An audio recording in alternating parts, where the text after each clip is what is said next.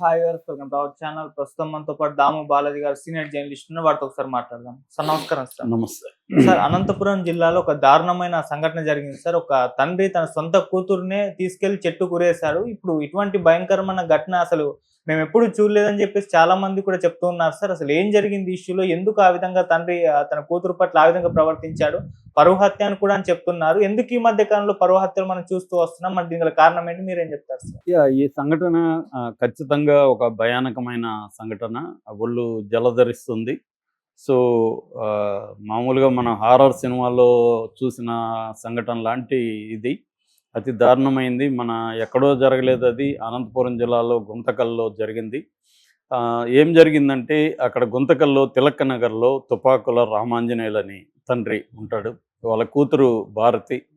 ఆయనకి నలుగురు కూతుర్లు. ఆయన ఒక చిన్న టీ షాపు, కొద్దిగా మార్నింగ్ టిఫిన్సు, ఈవినింగ్ బజ్జీలు అలాంటివి పెట్టుకొని కుటుంబాన్ని కష్టపడి పోషిస్తున్నాడు. నలుగురు కూతుర్లని ఇవాళ పెంచి పెద్ద చేయడం చాలా కష్టం. అలాగే ఆయన ముగ్గురు కూతుర్లకు కూడా పెళ్ళిళ్ళు చేశాడు కష్టాలు పడి. ఆయన భార్య ఇద్దరు పనిచేసుకుంటూ చేశారు. అయితే నాలుగవ కూతురు ఈ అమ్మాయి భారతి. ఈ అమ్మాయి కర్నూలులో ఒక ప్రైవేట్ డిగ్రీ కాలేజ్‌లో డిగ్రీ చదువుతుంది.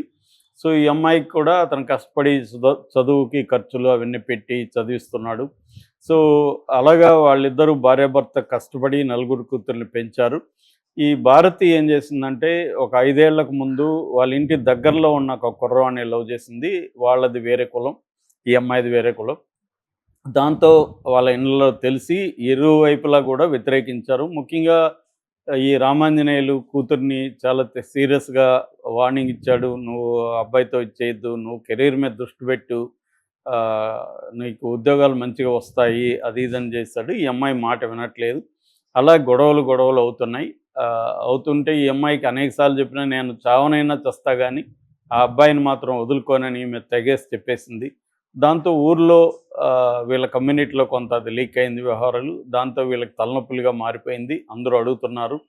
సో, అట్లాగే ఇలా పెద్ద కూతుర్లు కూడా మీరేంది అలాగా ఆ పిల్లని వదిలేశారు అలాగే అని ప్రెజరు ఈయన మీద పెరుగుతా వచ్చింది.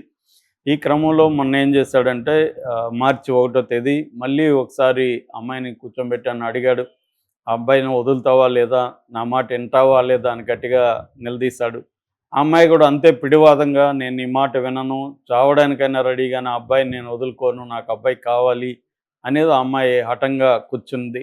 దాంతో ఇతను ఏం చేశాడంటే అమ్మాయిని స్కూటర్ ఎక్కించుకున్నాడు. తాడు ముందే ప్లాన్ చేసుకున్నాడు. ఈ అమ్మాయిని చెట్టుకు ఉరిదీసి చంపాలని ప్లాను మైండ్‌లోకి వచ్చింది.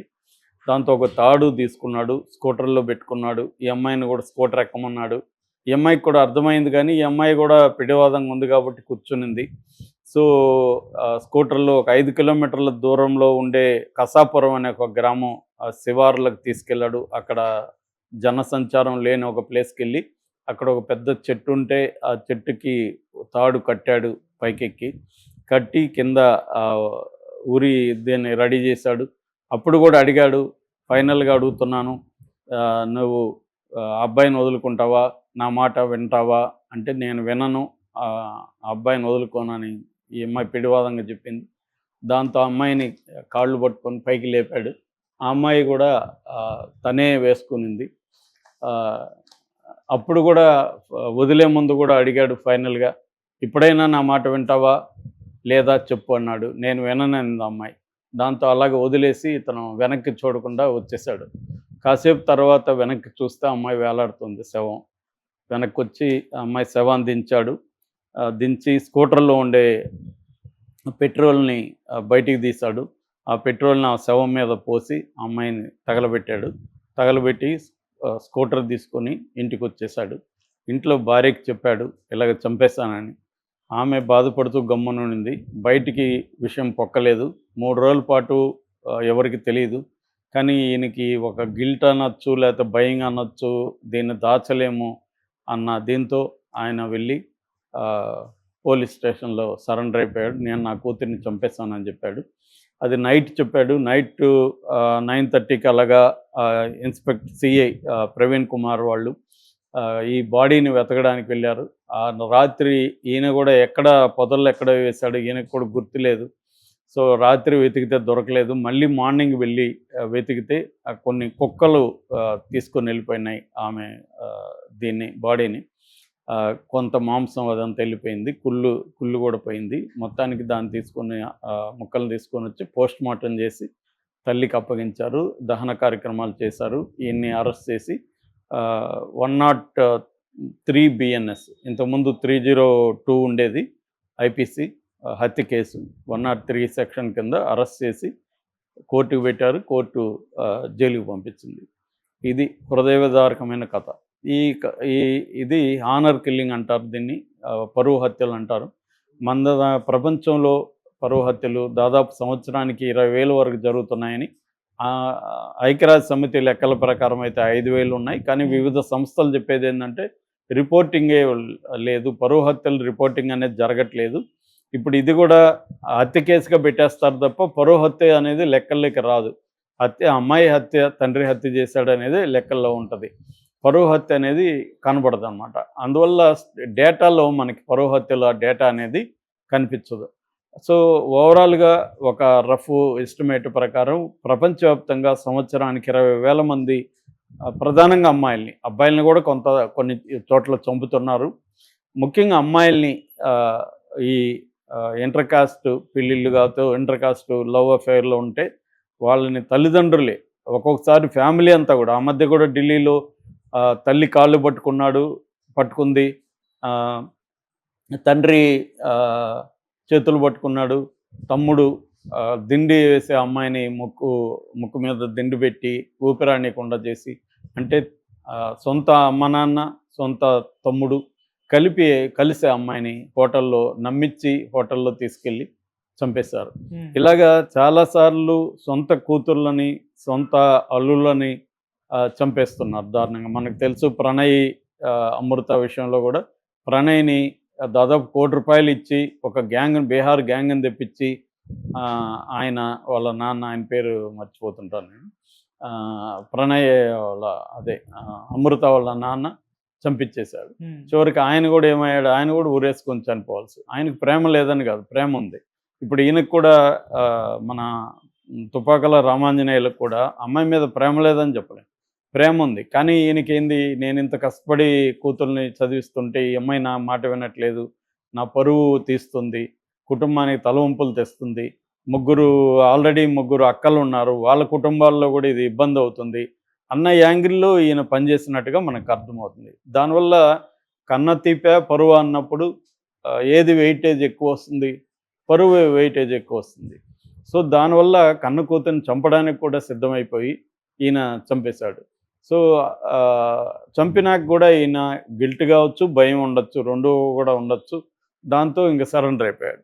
సో ఇప్పుడు వాళ్ళ జీవితాలు ఏమైపోయింది, ఈయన అనుకున్న పరువు లేదు, పరువు ఇంకా అందరికీ తెలిసిపోయింది, పరువు పోయింది. ఇప్పుడు వాళ్ళ ముగ్గురు కూతుర్లు ఇంకా ఘోరమైన పరిస్థితి, ఈయన సపోర్ట్ లేదు వాళ్ళకి. అన్న కూతుర్ని మీ నాన్న చంపాడని వాళ్ళ ఇంట్లల్లో కూడా వాళ్ళకి ఇబ్బంది, అది పోయింది. తర్వాత ఈయన జైలుకి వెళ్తే ఇప్పుడు వాళ్ళ భార్య కూడా ఒంటరైపోయింది. సో మొత్తమే అంటే ఒక ఆలోచన ఒకవైపే ఉండడం అనేది ఈయన చేసిన తప్పు. ఈయనకు బాధ ఉండొచ్చు, అవన్నీ ఉండొచ్చు, కానీ మనం ఈ అమ్మాయిని చంపితే నాకు పరిస్థితులు ఏముంటాయి, దాని బదులు ఈ అమ్మాయిని తనకు నచ్చిన వాడితోనే పెళ్లి చేద్దాం ధైర్యంగా అన్న ఇది ఈయనకి లేకుండా పోయింది. దీనికి ప్రధాన కారణం ఏంటంటే పరువు హత్యల్లో ఒకటి కమ్యూనిటీ ప్రెజర్. మన మామూలుగా పరువు హత్యలు ఎక్కడ జరుగుతున్నాయని ఆలోచిస్తే ఎక్కువగా ఇండియా, పాకిస్తాన్, ఆఫ్ఘనిస్తాన్, జోర్డాన్ ఇలాంటి అంటే ముస్లిం దేశాల్లో ఎక్కువ పరువు హత్యలు. అట్లాగే ఇండియాలో హిందూ కులం దీంట్లో కూడా ఎక్కువ పరువు హత్యలు. ఎందుకు ఇవంటే బాగా వెనుకబాటుతనం ఉండడం, ఇంకా కూడా హానర్ కల్చర్ సొసైటీస్ అంటారు, హానర్ కల్చర్ సొసైటీస్ ఎక్కువ ఉండడం, పరువు అనే దాని చుట్టే ఈ సమాజాలు నడవడం, ఇది బ్యాక్వర్డ్నెస్ నుంచి ప్రధానంగా కనిపిస్తుంది. రెండవది జెండర్ డిస్క్రిమినేషన్. ఇక్కడ తన కొడుకు ఇదే ప్లేస్లో, భారత ప్లేస్లో అబ్బాయి ఉండి ఇంకొక కులం అమ్మాయిని ప్రేమించుంటే ఈయన చంపుండేవాడా అంటే డౌటే. ఎందుకంటే ఎక్కువ జరుగుతూ ఉండేది అమ్మాయిలే. అంటే పరువును కాపాడాల్సిన బాధ్యత అమ్మాయిలదే అన్న ఒక ఇది కూడా మన సమాజంలో బలంగా ఉంది. అందుకని జెండర్ డిస్క్రిమినేషన్ కూడా కనిపిస్తుంది ఇక్కడ. తర్వాత దీనికి సపరేట్ చట్టం లేదు మన దేశంలో. హానర్ కిల్లింగ్స్కి చట్టమే లేదు. అసలు హానర్ కిల్లింగ్, పరువు హత్య అనేది రాంగ్ పదం. అది వేరేది లేదు కాబట్టి మనం వాడుతున్నాం. పరువు హత్య కాదది, కులం ఉన్మాద హత్య అని దాన్ని పిలవాలని అనేక కుల సంఘాలు, మహిళా సంఘాలు డిమాండ్ చేస్తున్నాయి. అది కరెక్టే. కుల ఉన్మాద హత్య ఇది. ఈ కుల ఇప్పుడు ఈక్వల్ కులం అంటే ఈయన పట్టించుకునేవాడు కాదు. కులం వేరేది కాబట్టి, తనకంటే తక్కువ కులం అన్న ఫీలింగ్ ఉంది కాబట్టే ఈయన చంపాలనుకున్నాడు. సో కులము, జెండర్, మహిళ, ఈ 2 అంశాలు ఇక్కడ ప్రధానంగా పనిచేస్తాయి. సో దీనివల్ల ఆలోచించుకోవాలి తల్లిదండ్రులు. నా మాట వినలేదనే ఒక అహంకారం కావచ్చు, లేకపోతే ఆగ్రహం కావచ్చు, బాధ కావచ్చు. రెండోది కమ్యూనిటీ ప్రెజర్, బంధువులు, ఇతర ఫ్యామిలీ మెంబర్సు, సొసైటీ ప్రెజర్ వీళ్ళ మీద ఉండడం కావచ్చు. వీటిలోంచి వీళ్ళు ఇలాంటి తప్పుడు నిర్ణయాలు తీసుకున్నారు. సొంత కన్న కూతురిని చంపితే జైల్లో కూడా ఇతనికి మర్యాద ఉండదు. జైల్లో కూడా ఇతన్ని మ్యాక్సిమం తోటి ఖైదీలు కొట్టడానికే ట్రై చేస్తారు, బుద్ధి లేదని. కానీ ఇక్కడ ఇంకోటి కూడా సమాజంలో జరుగుతుంది. ఇట్లా కన్న కూతురిని చంపిన తండ్రులకి సపోర్ట్ కూడా పెరుగుతుంది. మనం ఈవెన్ ప్రణయ విషయంలో కూడా ఆయన కులస్తులు, వైశ్యులు ఊరేగింపు కూడా తీశారు ఆయనకి సపోర్ట్గా. అంటే దీంట్లో కూడా ఇప్పుడు ఇలాంటి ఆయన ఎంతో కష్టపడి షాప్ పెట్టుకొని అంతా అవన్నీ కరెక్టే ఆయన పాయింట్ ఆఫ్ నుంచి. కానీ చంపడం రాంగ్. చంపడం వల్ల ఆయన సాధించింది ఏంది, రిజల్ట్ చూస్తే కూడా మనకు అర్థమవుతుంది. ఆయన ఏం సాధించాడు?